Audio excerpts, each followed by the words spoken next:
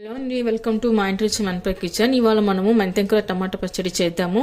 అందుకు ఇక్కడ నేను మెంతెంకూర తీసుకుని బాగా క్లీన్ చేసి కడిగి ఆరబెట్టి పెట్టుకున్నాను. అలాగే 4 టమాటాలు కూడా తీసుకున్నాను. ఇప్పుడు మనం ఒక కడాయి పెట్టుకుని అందులో కొద్దిగా ఆయిల్ వేసుకోవాలి. తర్వాత మనం కారం తగ్గట్టుగా పచ్చిమిర్చి వేసుకోవాలి. ఆ తర్వాత వెల్లుల్లి రెబ్బలు కూడా వేసుకుందాము. అలాగే ఇప్పుడు కొద్దిగా జీలకర్ర కూడా వేసుకుందాము. అలాగే అందులో కొద్దిగా ఇప్పుడు నువ్వులు కూడా వేసుకుందాము. ఇప్పుడు వీటిని కొద్దిగా దూరగా వేగనిచ్చుకోవాలి. అలాగే నేను కొద్దిగా కరివేపాకు కూడా వేసుకుందాము. ఇప్పుడు మెంతెంకూర కూడా వేసుకోవాలి. తర్వాత ఆకుల్లోని పచ్చివాసన పోయే వరకు కలుపుకోవాలి. ఇలా కలుపుకోవడం వలన మెంతెంకూరలో ఉన్న చేదు అంతా పోతుంది, కానీ చట్నీ మాత్రం చాలా సూపర్ టేస్ట్గా ఉంటుంది. అలాగే ఇప్పుడు ఇందులో కొద్దిగా సాల్ట్ వేసుకుందాము. ఇలా మెంతెంకూర అంతా దగ్గర పడ్డాక మనం ఒక ప్లేట్లో తీసి పెట్టుకుందాము. ఇప్పుడు అదేవిధంగా అదే కడాయిలో కట్ చేసి పెట్టుకున్న టమాటాలు కూడా వేసుకుందాము. నేను ఇందాక కొద్దిగా ఆయిల్ కూడా వేసానండి. ఇప్పుడు ఈ టమాటాలు కొద్దిగా మగ్గాలి. అలాగే ఇప్పుడు కొద్దిగా చింతపండు వేసుకుందాము. మీకు కావాలంటే వేసుకోవచ్చు, లేకపోతే స్కిప్ చేయొచ్చు. ఇప్పుడు టమాటాలు కొద్దిగా మెత్తబడ్డాక కొద్దిగా ఉప్పు వేసుకుందాము.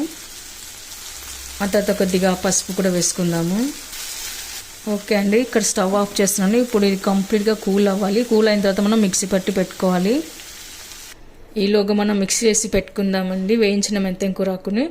ఇప్పుడు మనం వేయించి పొట్టి తీసి పెట్టుకున్న పల్లీల పొడి వేసుకుందాము.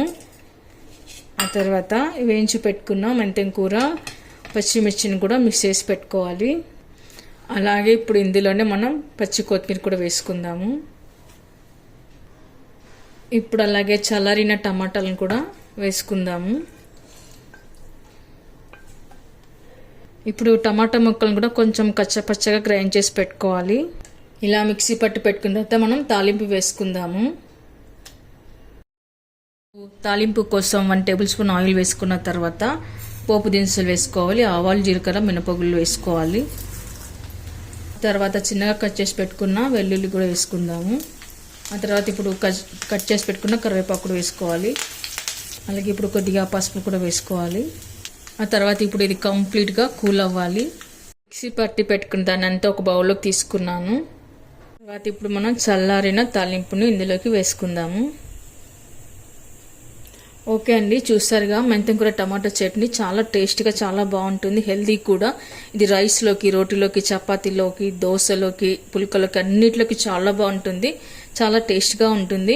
మీరు కూడా ఒకసారి ట్రై చేయండి. మీకు ఎలా కుదిరిందో కామెంట్స్లో పెట్టండి. లైక్ చేయండి, షేర్ చేయండి. తప్పకుండా మన ఛానల్ని సబ్స్క్రైబ్ చేయండి. Thank you for watching.